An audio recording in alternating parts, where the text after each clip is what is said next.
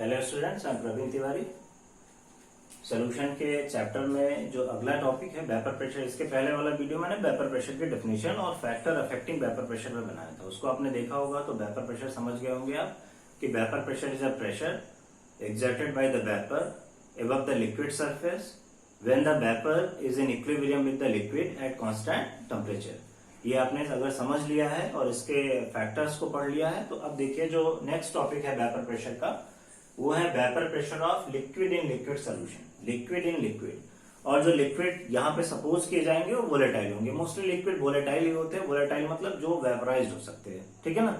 तो अब हम क्या कर रहे हैं, यहाँ पे लिक्विड इन लिक्विड सोल्यूशन का वेपर प्रेशर कैलकुलेट करना सीखेंगे। और इसी में एक बड़ा इंपॉर्टेंट लॉ आएगा जिसे हम राउट्स लॉ बोलते हैं।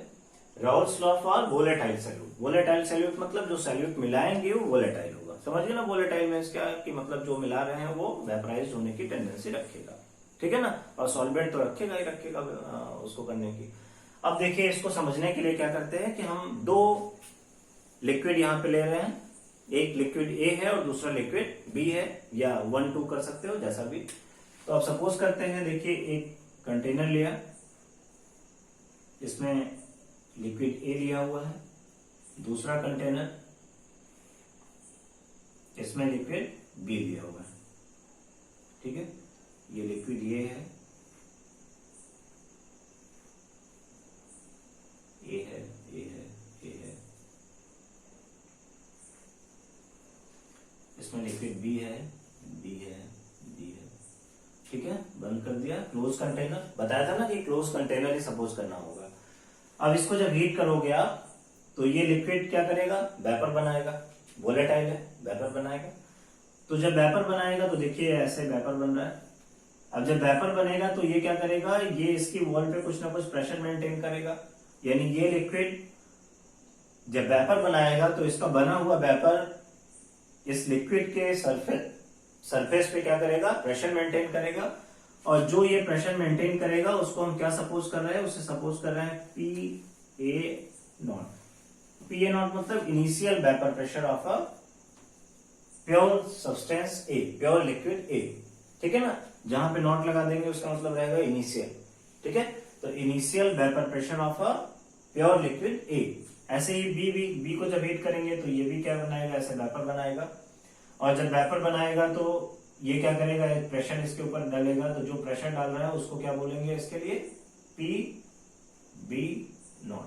PB0 means vapour pressure of pure liquid B. मिला देते हैं दोनों को, मिला दिए। मिलाओगे तो क्या बन जाएगा, एक सोल्यूशन बनेगा, ठीक है। एक सोल्यूशन बनेगा। अब देखो अब क्या होगा, एक ए होगा, बी होगा, फिर ए आएगा, बी आएगा। बंद कर दिया। अब ये क्या बन गया, सोल्यूशन। ये क्या था, ध्यान रखना, ये था प्योर सॉल्वेंट। इनको क्या बोल रहे थे, प्योर सॉल्वेंट।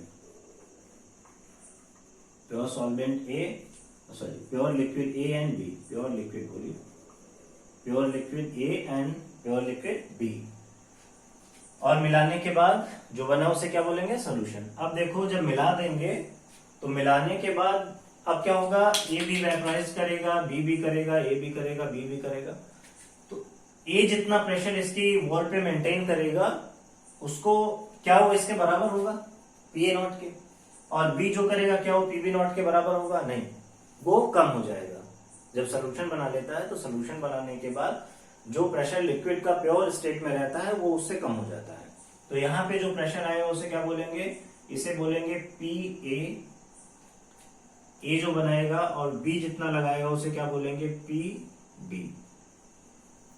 समझ गए।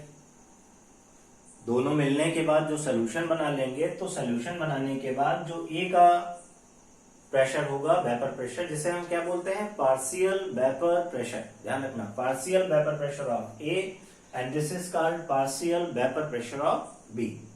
कोई दिक्कत नहीं है, इतनी बात समझ गए। ये क्या था, प्योर लिक्विड ए था, ये क्या था, प्योर लिक्विड बी था। इसका जो इनिशियल वेपर प्रेशर था, मतलब प्योर लिक्विड जब तक था तब तक उसका जितना वेपर प्रेशर था दैट इज कॉल्ड PA0। बी का जो था दैट इज कॉल्ड PB0। मिला दिया तो क्या हुआ, सोल्यूशन बन गया। सोल्यूशन बनने के बाद ये पहले से कम हो गया और अब कितना है ये पी ए मतलब partial vapour pressure of A and partial vapour pressure of B. अब राउट्स लॉ आने वाला है। अब राउट ने क्या बताया यहीं पे, उन्होंने बताया कि इसकी वैल्यू को अगर आप कैलकुलेट करना चाहते हो या इसकी वैल्यू को आप कैलकुलेट करना चाहते हो तो बोला कि partial pressure of a component in the solution is directly proportional to its mole fraction in the solution for a liquid in liquid solution। ध्यान से देखो क्या बोल रहा हूं partial pressure of a component, partial ये क्या था, partial vapour pressure of component A, तो ये क्या है, partial vapour pressure of a component is directly proportional to its mole fraction, that is mole fraction of A. ठीक है, और ऐसे ही अगर आप बी को कैलकुलेट करना चाहोगे तो क्या हो जाएगा, बी को कैलकुलेट करना चाहोगे तो ये हो जाएगा P B is directly proportional to mole fraction of B. कोई दिक्कत है? अच्छा, इसको अगर पीछे ले जाके कनेक्ट करूं तो हेनरी लॉ में भी यही पढ़ा था, हेनरीज लॉ में आपने यही पढ़ा था। क्या पढ़ा था? Partial pressure is directly proportional to mole fraction पढ़ा था ना। थोड़ा सा डिफरेंस होता है इन दोनों में, बट अभी वो डिफरेंस बाद में डिस्कस करूंगा। पहले तो अभी देखो ये राउट्स लॉ हो गया। कैसे लिखोगे? For a solution of liquid in liquid, या बोले कि for a liquid in liquid solution the partial vapour pressure of a component is directly proportional to its mole fraction in the solution. ठीक है, लिख लेते हैं एक बार इसको। सो राउट्स लॉ क्या बोल रहे हैं? Routes law states that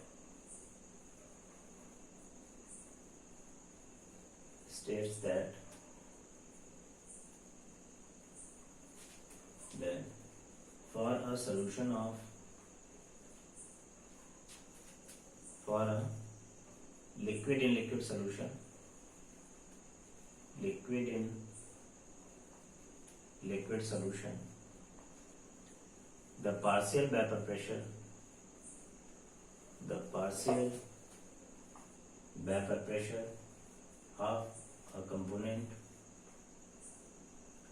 of the component is directly proportional to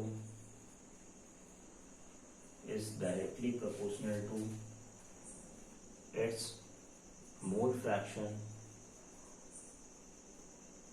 directly proportional to its mole fraction in the solution। ठीक है, याद रखना है, लिखा है routes law states that for a liquid in liquid solution the partial vapor pressure of the component in the solution यहाँ पे रहेगा is directly proportional to its mole fraction in the solution।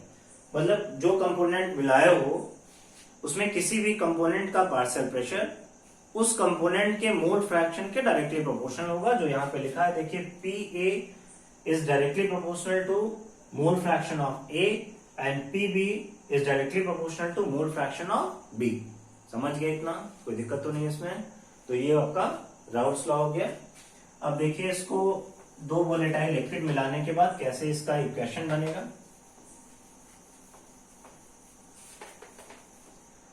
अब देखिए दो लिक्विड सपोज करते हैं, ठीक है, दो वोलेटाइल लिक्विड सपोज करते हैं। वोलेटाइल लिक्विड्स, पहला क्या है, ए है और दूसरा क्या है, बी है। ठीक है, और इसका मोल फ्रैक्शन सपोज करते हैं। Mole fraction of A is X A and mole fraction of B is suppose to be X B. And vapour pressure को सपोज करते हैं। And the vapour pressure of A is equal to P A and the vapour pressure of B is equal to P B. ये कब का है? जब मिलाने के बाद जो उनका पार्शियल वेपर प्रेशर होगा, इसको क्या बोलेंगे, partial vapour pressure.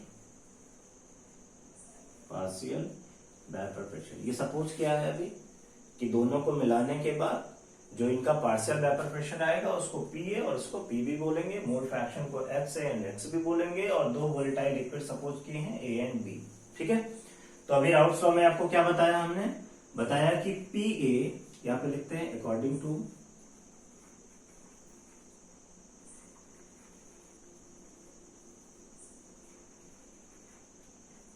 according to Rawls law, PA is directly proportional to XA, and for substance B, for liquid B, PB is directly proportional to XB. कोई दिक्कत तो नहीं है, समझ आ रहा है ना? ये हो जाएगा। देखो मेरा आदत है ऐसे पूछने का, कुछ समझ में आ रहा है ना, मैं क्लास में से पूछता रहता हूँ, इसलिए मैं भूल जाता हूँ कि क्लास में पढ़ा रहा हूँ कि यहाँ पे। तो अभी ऐसे ही रिप्लाई करके बताना कि समझ में आ रहा था कि कहीं दिक्कत आ रहा था। कोई दिक्कत, कोई संकोच नहीं करना कहीं पे भी, समझो कि क्लास में ही पढ़ रहे हो, ठीक है? तो P is directly proportional to XA and PB is directly proportional to XB, and for the proportionality constant है, तो इसको हटाने के लिए क्या बोलेंगे, यहाँ पे एक प्रोपोर्शनल, इस साइन को हटाने के लिए क्या आता है, एक प्रोपोर्शनलिटी कांस्टेंट आएगा, that is PA nought, and here it is equal to PB nought XB। अब देखो एक फार्मूला आ गया, PA is equal to PA nought XA and PB is equal to PB nought XB। PA क्या है, vapour pressure of pure liquid A, PA nought is ये क्या है, PA क्या है, it is a partial vapour pressure of a liquid A, and PA nought is a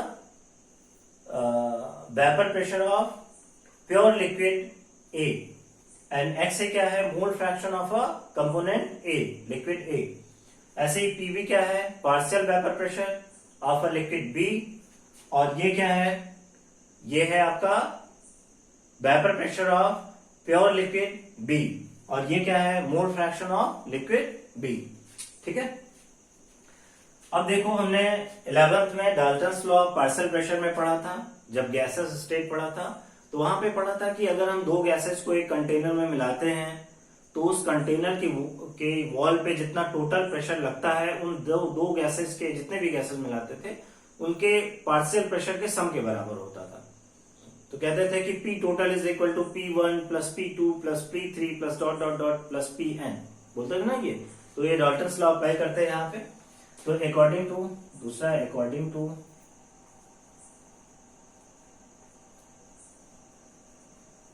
क्या था, P total equal to PA plus PB, that is partial pressure of A and partial pressure of B, दोनों का सम कर दे तो क्या होगा, total pressure आ जाएगा Dalton के अकॉर्डिंग। अब कर देते हैं, दोनों को सम करते हैं, ठीक है? देखिए अब देखिए यहाँ पे निकाल रहे हैं P total equal to PA की वैल्यू रख देते हैं। अभी निकाला था ना कि PA की वैल्यू कितनी थी, PA is equal to PA nought XA and PB is equal to PB nought XB, ठीक है? वैल्यू रख देते ले जाके यहाँ पे, इसके PA की वैल्यू और इसमें PB की वैल्यू रखते हैं, तो क्या आ जाएगा, PA nought XA plus PB nought XB। कोई दिक्कत है, आ रहा है समझ में? अब क्या करेंगे, अब देखिए यहाँ पे ये मोल फ्रैक्शन ऑफ A है और ये मोल फ्रैक्शन ऑफ B है। हम किसी एक मोल फ्रैक्शन को रिप्लेस कर सकते हैं दूसरे के टर्म में। कैसे करेंगे, एक फॉर्मूला पढ़ा था कि XA प्लस XB पढ़ा था किसी सोल्यूशन के लिए।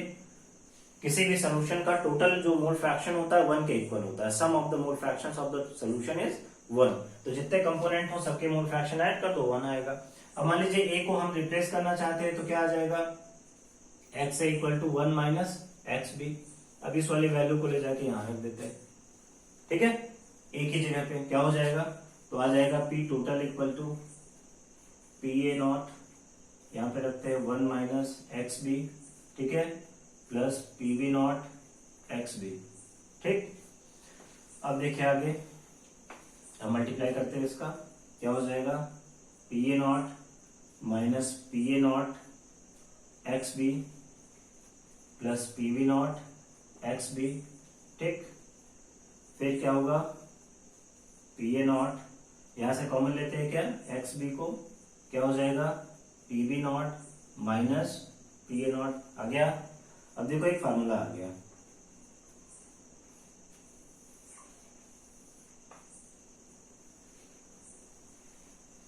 अब ये फार्मूला याद रखना, ये बहुत सारे न्यूमेरिकल्स में लगेगा, और अगर ये समझ के अपने आप से ऐसा डेरिवेट कर ले जाओगे बड़ा मजा आने वाला आगे।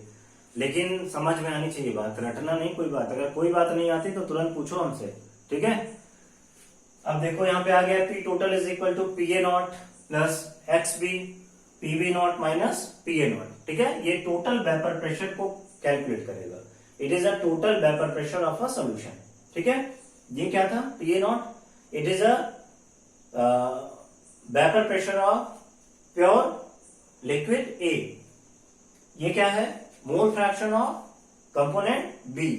ये क्या था ये vapour pressure of pure liquid B, और ये क्या था vapour pressure of pure liquid A. समझ गए।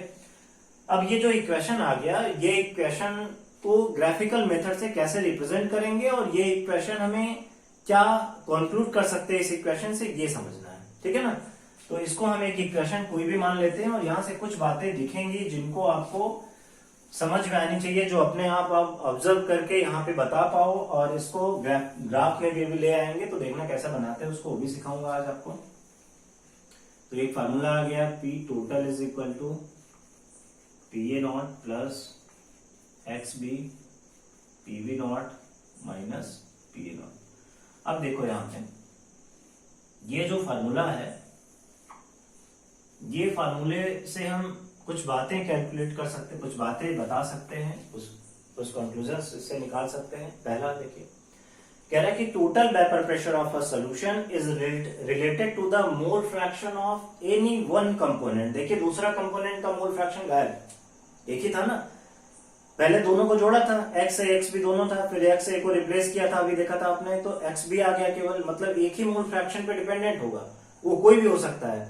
जैसे हमने एक्स ए को रिप्लेस करा था वैसे हम एक्स बी को भी तो कर सकते थे ना, तो एक्स बी कर देते तो यहाँ पे एक्स ए आ जाता, और एक्स ए हटा दिया तो एक्स बी आ गया। It means total vapour pressure of a solution is related to the mole fraction of any one component, that component में बी ए में बी बी। समझ गए ना, यानी टोटल वेपर प्रेशर जो होगा किसी एक कंपोनेंट के मोल फ्रैक्शन पे डिपेंडेंट होगा। बात एकदम दिमाग में बैठा लेना, और जो नोट्स भेजा हूं पीडीएफ में उसमें ये लिखा हुआ है इसी फार्मूले के नीचे, तो वहां से जाके मैच कराना जो बोल रहा हूं, ठीक है। तो ये फर्स्ट पॉइंट हो गया। दूसरा पॉइंट क्या निकालते हैं यहां से, कह रहा है कि total vapour pressure of a solution very linearly, और बोले कि total vapour pressure of a solution varies linearly are related to the linear function of the mole fraction of B. यानी ये जो है इससे एक लीनियर फंक्शन में रिलेट कर रहा है, इसका मतलब कि जो इसका ग्राफ आएगा वो स्ट्रेट लाइन में मिलेगा। कैसे मिलेगा, क्योंकि ये जो है क्या है कांस्टेंट है, ये भी कांस्टेंट है। अभी देखा था ना कि P A is equal to P A naught X A, मतलब पी ए नॉट कांस्टेंट था, पी बी नॉट कांस्टेंट था, तो ये भी कांस्टेंट, ये भी कांस्टेंट, इसका मतलब ये इसका लीनियर फंक्शन हो जाएगा। समझ गए। दूसरी बात, तीसरा जो पॉइंट यहां से देखेंगे कि जो टोटल मोल फ्रैक्शन होगा वो डिपेंड करेगा vapour pressure of component, vapour pressure of the liquid A and B, और दूसरे जिस कंपोनेंट पे जिस पे डिपेंड करेगा, जो डिक्रीज इंक्रीज होने पे भी ये चेंज हो सकता है, वो है mole fraction of component A. आपने पढ़ा था ना कि X A plus x B equal to 1, मतलब एक का मोल फ्रैक्शन अगर घटे बढ़े तो दूसरे के मोल फ्रैक्शन पे अपने आप फर्क आएगा। तो ये मोल फ्रैक्शन ऑफ ए पे भी डिपेंड होता है, मतलब अगर ए का मोल फ्रैक्शन घटे बढ़ेगा तो इसकी वैल्यू भी डिक्रीज या इंक्रीज कर सकती है जैसा उसका मोल फ्रैक्शन होगा। अब इसको ग्राफिकल मेथड में कैसे लाओगे, इसके लिए ग्राफ कैसे बनाओगे, इसको सीखते हैं थोड़ा सा, ठीक है। इतना समझ गए होंगे आप। अब देखो इसके लिए एक ग्राफ प्लॉट करते हैं।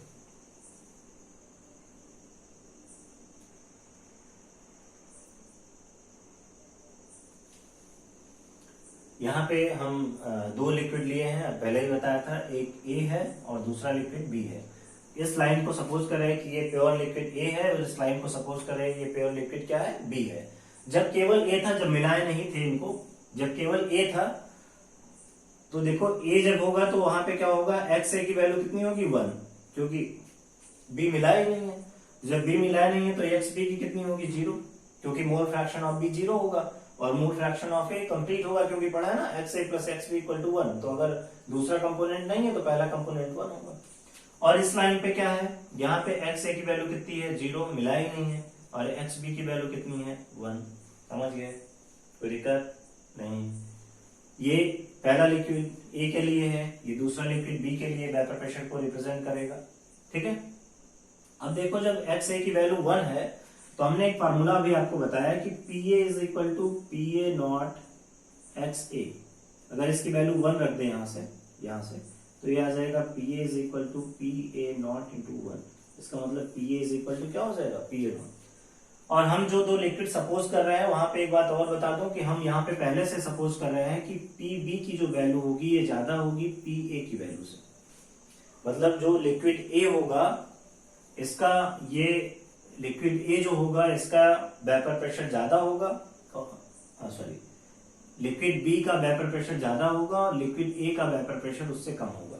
ये पहले से सपोज किया गया है, इसीलिए ए के वेपर प्रेशर को हम यहां दिखाएंगे, बी के वेपर प्रेशर को इससे ऊपर दिखाएंगे। आप अपने बुक में देखना तो ऐसे दिखाया हुआ है, तो ये कुछ नई बात नहीं है इसमें, ये पहले से सपोज है। उसमें आप पढ़ोगे तो उसमें लिखा होगा ये ऐसा सपोज किया गया है कि लिक्विड बी जो है वो ज्यादा वोलेटाइल है as compare to liquid A. इसी वजह से इस लाइन पे ऐसा दिखाया हुआ है। तो यहाँ देखिए लिखा है P A is equal to P A nought, और तो हम सपोज कर रहे हैं कि यहाँ पे ये पी ए नॉट की वैल्यू है, मतलब लिक्विड ए का वेपर प्रेशर कुछ ना कुछ होगा, तो हम सपोज कर रहे हैं कि इतना है। ठीक है, और ऐसे ही बी का भी कुछ होगा तो बी पे सपोज कर रहे हैं कि यहाँ पे है। देखिए थोड़ा ऊपर उससे सपोज करेंगे, ए का यहाँ पे करा, बी का यहाँ पे करा, और अभी जब तक मिलाया नहीं है दोनों को, तब तक जब तक मिलाते नहीं थे तब तक उसके वेपर प्रेशर को क्या बोलते थे, उसके वेपर प्रेशर को बोलते थे इनिशियल वेपर प्रेशर। तो देखिए ये इनिशियल है ना, नॉट लगा हुआ है, ये देखिए इनिशियल है, मिला देते हैं दोनों को,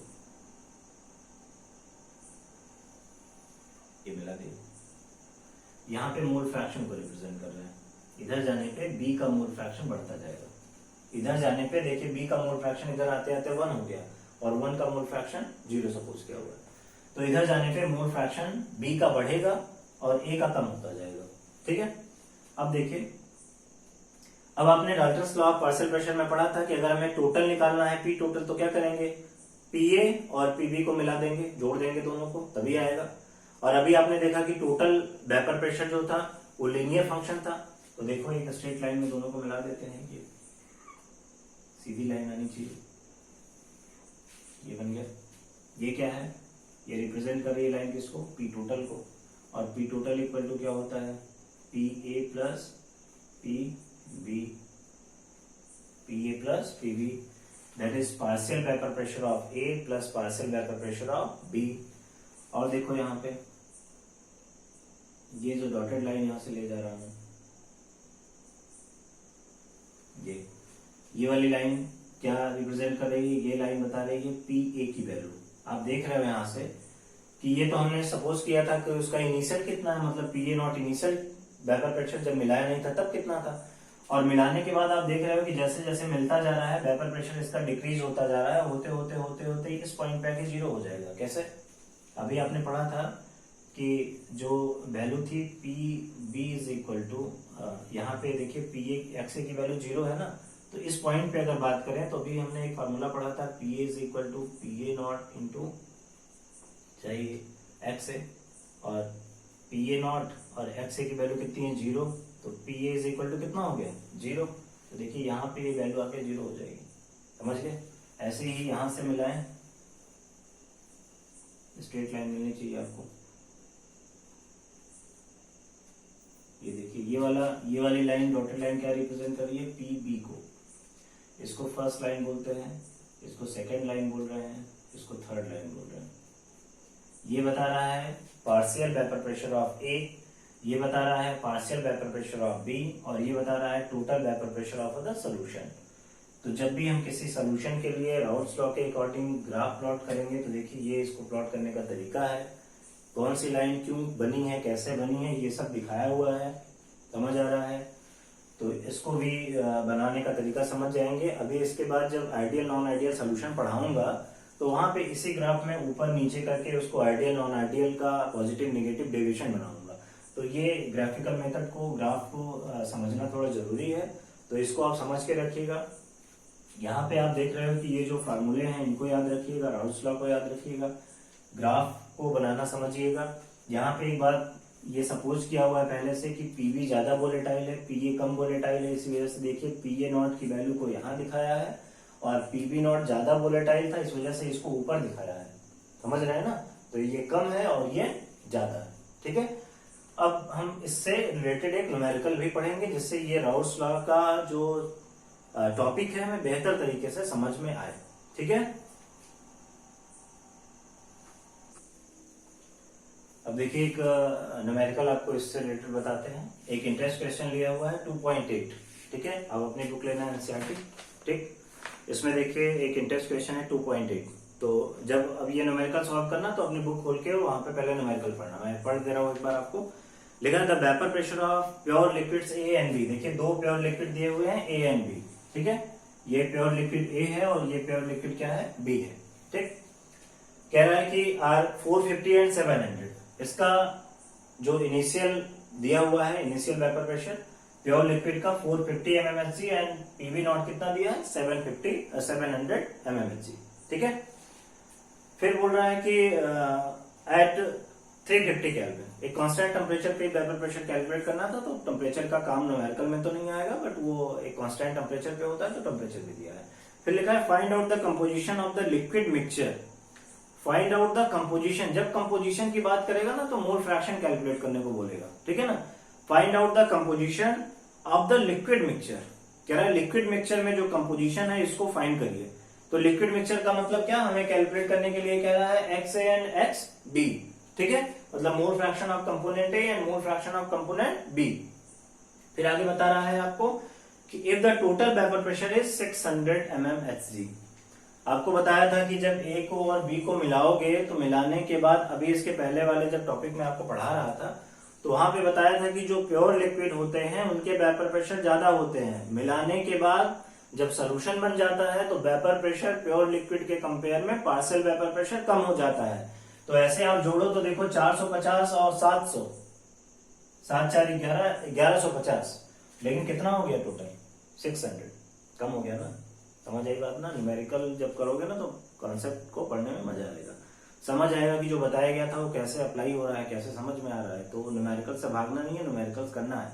कुछ बच्चों ने हमसे कहा था सर न्यूमेरिकल को भी टॉपिक के साथ कर दीजिए, तो इस वजह से डाल रहा हूँ कि इसी टॉपिक में, जबकि वीडियो लंबा हो जा रहा है काफी और अपलोड होने में बड़ी दिक्कत होती है, व्हाट्सएप पे भेजू तो जाएगा ही नहीं है। तो इसको यूट्यूब पे जब शेयर करूंगा तो वहां से आप समझिएगा, कोई दिक्कत हो तो हमें बताइएगा। अब देखिए टोटल कितना हो गया 600 mmHg आ रहा है। अब देखो हमसे बोल रहा है पहले मोल फ्रैक्शन ऑफ ए निकालना है, मोल फ्रैक्शन ऑफ बी, मतलब composition of a liquid mixture निकालना है। फिर कह रहा है and also find out the composition of the vapour phase. कह रहा है कि इसको वेपर फेज में भी इसका कंपोजिशन निकालो। तो जब वेपर फेज में कंपोजिशन निकालने की बात आती है तो हमने 11th क्लास में जो डाल्टन्स लॉ पार्शियल प्रेशर पढ़ा था उसको अप्लाई करना होगा। वहां पे डाल्टन्स लॉ पार्शियल प्रेशर में आपने एक फार्मूला पढ़ा था कि गैसेज को जब मिलाते थे तो गैसेज का जब पार्शियल प्रेशर कैलकुलेट करना होता था तो एक फार्मूला था हमारे पास PI is equal to YI into P total. याद है ना? तो एक डाल्टन्स लॉ पार्शियल प्रेशर में हमने पढ़ा था कि PI मतलब आइथ गैस के लिए PI is equal to YI। यहाँ पे XI भी ले सकता था मैं, लेकिन XI इसलिए नहीं लिया हूं कि आप कंफ्यूज हो जाओगे कि X ये भी कैलकुलेट करना है, इसको भी X बना दो तो ये भी X हो जाएगा। ये क्या है? Mole fraction in vapour phase. ये क्या है? Mole fraction in vapour phase. और ये क्या है? मोल फ्रैक्शन इन लिक्विड सोल्यूशन। समझ रहे हो ना? तो इस वाले फार्मूले से हम क्या कैलकुलेट करेंगे, जो composition in vapour phase calculate करना है, मतलब YI की वैल्यू कैलकुलेट करनी है। तो देखिए जो लिखा था लास्ट वाले लाइन जो लिखा है also find the composition of vapour phase. तो ये कंपोजिशन ऑफ वेपर फेज है, वेपर फेज, और ये है composition in liquid solution, liquid solution. आप समझ गए बात पूरी कि क्या पूछ रहा है हमारा न्यूमेरिकल। पहले तो एक चीज ध्यान रखना, न्यूमेरिकल के आंसर के चक्कर में ना पढ़ना, पहले उसको समझो कि क्या रहा है। ठीक है ना? ये समझ जाओगे आप तो इन्हीं न्यूमेरिकल से आप नीट के सारे न्यूमेरिकल्स आईआईटी के सारे न्यूमेरिकल सब लग जाएंगे। हमारे कई सारे बच्चे नीट और आईआईटी में भी सेलेक्ट हुए हैं और एनसीईआरटी पूरा यही आता है, कुछ बाहर का नहीं आना। तो लेकिन आपको एकदम बेसिक समझना पड़ेगा, इसीलिए मैं एकदम बेसिक से जाके समझा रहा हूँ, ध्यान से समझना है इसको, जहां नहीं आना पूछना है, ठीक है। अब देखो इसको कैलकुलेट करते हैं। पहले इसको निकालने के लिए देखिए अभी एक फार्मूला बताया था आपको कि देखिए प्योर लिक्विड ए मिला रहे हैं, प्योर लिक्विड बी मिला रहे हैं, तो एक सोल्यूशन बना ले रहे हैं। इसका पी टोटल इतना दिया हुआ है, ठीक है। तो एक फार्मूला आया था, अभी आपको याद हो तो, P total is equal to P A not plus x B P B not minus P A not, ठीक। अब देखो पी टोटल पता है कितना है 600, ठीक। पी ए नॉट कितना है बोलो 450, ठीक। पी बी नॉट कितना है 700, पी ए नॉट कितना है 450। क्या ये आने जाएगा? आ जाएगा ना। कैसे करोगे? अब देखो एक्स बी इक्वल टू क्या हो जाएगा, इसको इधर लाते हैं, कितना बचेगा, और देखो ये इसको यहां से माइनस करते हैं तो यहाँ पे कितना आएगा 700 माइनस 450 कितना हो जाएगा 250 आ जाएगा ना यहाँ से। तो ये आ गया देखिए 600 minus 450 is equal to x B, और ये आ गया इंटू 250। तो एक्स बी की वैल्यू कितनी आ जाएगी बोलो, यहाँ पे कितना आएगा 150, ये कितना हो जाएगा अपन 250, क्या हो गया, कितना आ गया 3/5, बोलो 3/5 कितना आ गया 0.6 आ गया ना। एक्स बी की वैल्यू कितनी आ गई 0.6 आ रहा है सभी को। अब देखो एक्स बी की वैल्यू कितनी आ गई 0.6, तो एक्स ए कैसे आएगा बोलो, X A plus x B equal to 1, formula है ना अपने पास, X A plus x B equal to 1, put the value of xb and calculate xa, then xa becomes 1 minus 0.6, xb की वैल्यू रख दिया, कितना आ गया 0.4 आ गया। कोई दिक्कत है? पहला आंसर आ गया, xa आ गया, xb आ गया, मतलब कंपोजिशन इन लिक्विड फेज आ गया। कोई दिक्कत? लिक्विड सोल्यूशन आ गया, ठीक है।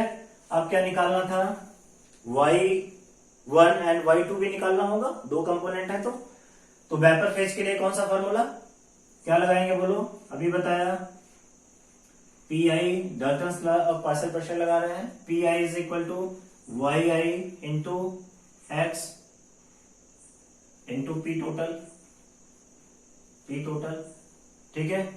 पी टोटल कितना है, पी टोटल कैसे निकालेंगे वेपर फेज का, कैलकुलेट करेंगे कौन से फॉर्मूले से, पढ़ा है ना, P A is equal to P A naught जाई ए, और पढ़ा है PB is equal to PV naught जाई बी, पढ़ा ना, ठीक है। तो अब ये पता है आपको, ये भी हमने कैलकुलेट करा लिया।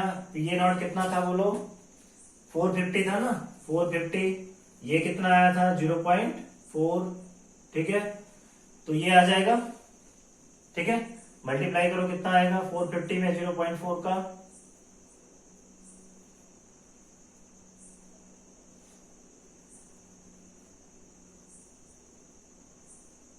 आएगा, ठीक।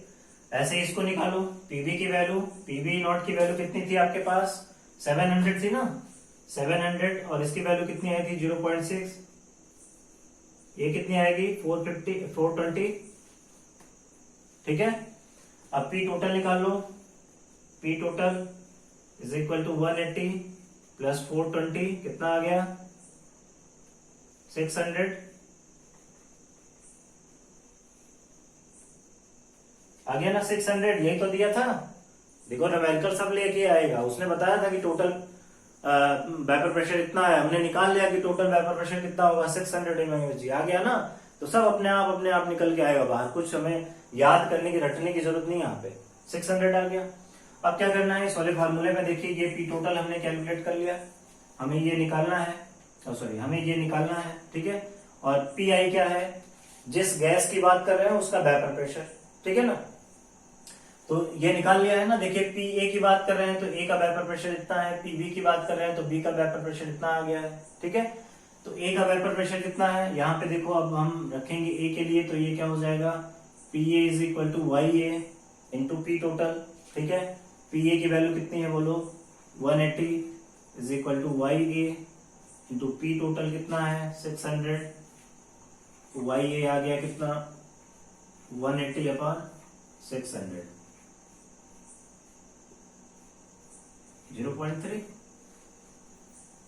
ठीक है, और वाई ए आ गया, ऐसे वाई भी निकालना है तो क्या करोगे फिर फार्मूला आपका ये P B is equal to ये पी टोटल। अब तो कर लोगे, इसकी वैल्यू रखो, इसकी वैल्यू रखो, इसकी वैल्यू बाहर, समझ गए, कोई दिक्कत है? ठीक है, अब बताइएगा जरूर कि कैसा लग रहा है, समझ में आ रहा है कि नहीं आ रहा है। Okay, thank you.